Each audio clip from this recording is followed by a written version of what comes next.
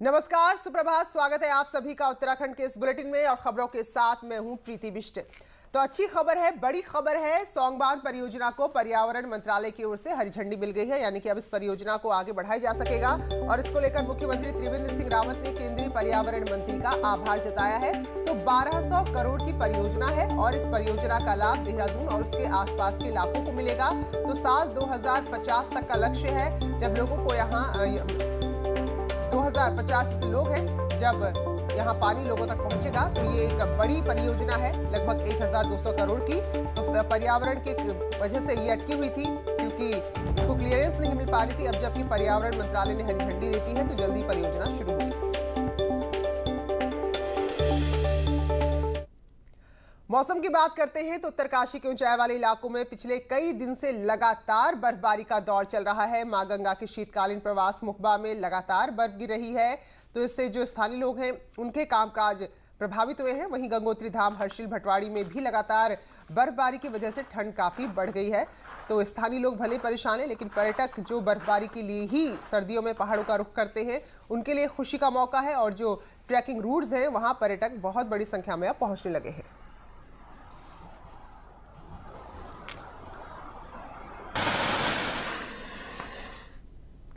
और वहीं देहरादून समेत 6 जिलों में आज बारिश और बर्फबारी का पूर्वानुमान है। उत्तरकाशी, पिथौरागढ़, रुद्रप्रयाग, चमोली और बागेश्वर में बारिश और बर्फबारी हो सकती है। वहीं गढ़वाल और कुमाऊं के कई ऐसे इलाके हैं जहां इस वक्त भी बारिश हो रही है, रुक रुक कर बारिश हो रही है, यानी कि आने वाले समय में ठंड अभी और बढ़ने वाली है।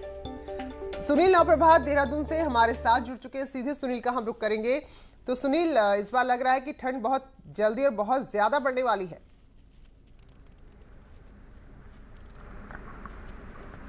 बिल्कुल प्रीति, आमतौर पर बीते सालों में हम देखते हैं कि जो बारिश बर्फबारी का जो मौसम शुरू होता था, जो सर्द हवाएं शुरू होती थी, तो दिसंबर लास्ट से या फिर जनवरी फर्स्ट वीक के आसपास से मौसम देखने को मिलता था। लेकिन इस बार हम देख रहे हैं कि नवंबर से ही लगातार बारिश और बर्फबारी शुरू हो गई है, शीतलहर चलनी शुरू हो गई है। और मौसम विभाग ने अनुमान जताया कि ये इस तरह का मौसम अभी आगे भी रहने वाला है। खासकर आज 6 जिलों के लिए एक तरह से अलर्ट जारी किया है, जिसमें उत्तरकाशी, चमोली, बागेश्वर, रुद्रप्रयाग, पिथौरागढ़ और दून जैसे क्षेत्र भी हैं कि जहां पर बारिश हो सकती है। तो ऊंचाई वाले जो इलाके हैं पहाड़ों के, वहां पर लगातार बर्फबारी का दौर जारी रहेगा। और पिछले कई दिन से, खासकर रविवार के बाद से, लोगों ने धूप के दर्शन नहीं किए। ऊंचाई वाले जो क्षेत्र हैं वहां पर लगातार बारिश बर्फबारी लगातार जारी, और इसके चलते जो तापमान है उसमें भी भारी गिरावट दर्ज की गई है। अगर हम पहाड़ों की बात करें तो जो हाई एल्टीट्यूड वाले एरिया हैं वहाँ पर -2 तक टेम्परेचर पहुँच गया है। तो आज देहरादून में भी सर्द हवाएं यहाँ पर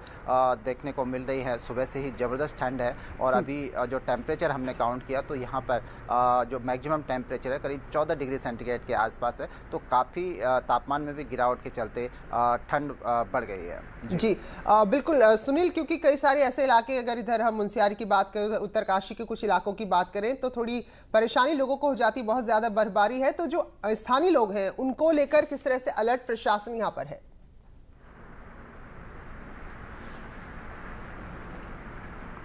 देखिए प्रीति, ये वो क्षेत्र है जहाँ पर विंटर सीजन शुरू होते ही बर्फबारी शुरू हो जाती है। और जो तमाम रास्ते हैं आवागमन के वो ब्लॉक हो जाते हैं, बंद हो जाते हैं। कई क्षेत्रों में ये व्यवस्था है कि लोग 6-6 महीने का प्रवास करते हैं कि गर्मियों में वो ऊपरी क्षेत्रों में चले जाते हैं, और जैसे ही शीतकाल शुरू होता है तो निचले इलाकों में आ जाते हैं। इसके बावजूद भी प्रशासन की अपनी तैयारियाँ होती है, क्योंकि ये लगातार हर साल एक क्रम चलता है। तो इन क्षेत्रों में पहले ही जो रसद आपूर्ति है वो करा दी जाती है, जो जरूरी चीजें हैं वो उपलब्ध करा दी जाती हैं, ताकि बर्फबारी के सीजन में जब ये क्षेत्र पूरी तरह से कट जाते हैं देश दुनिया से, तो लोगों को कोई दिक्कत ना हो। जी चलिए, बहुत बहुत धन्यवाद सुनील आपका जानकारी के लिए। तो अलर्ट है, कुछ जिलों के लिए ऊंचाई वाले इलाकों में बर्फ गिरेगी, तो निचले इलाकों में बारिश, यानी कुल मिलाकर ठंड बढ़ने वाली। बहुत बहुत शुक्रिया सुनील आपका जानकारी के लिए। हरिद्वार जिला प्रशासन ने 30 नवंबर को होने वाले कार्तिक पूर्णिमा स्नान पर्व पर पाबंदी लगा दी। स्नान पर पाबंदी लगा दी है। पर्व तो होगा, लेकिन स्नान यहां पर सामूहिक तौर पर नहीं कर पाएंगे। और कोरोना के बढ़ते प्रकोप को देखते हुए ये फैसला लिया गया है। अब हर की पैड़ी और गंगा के घाट पर कोई स्नान नहीं कर पाएगा।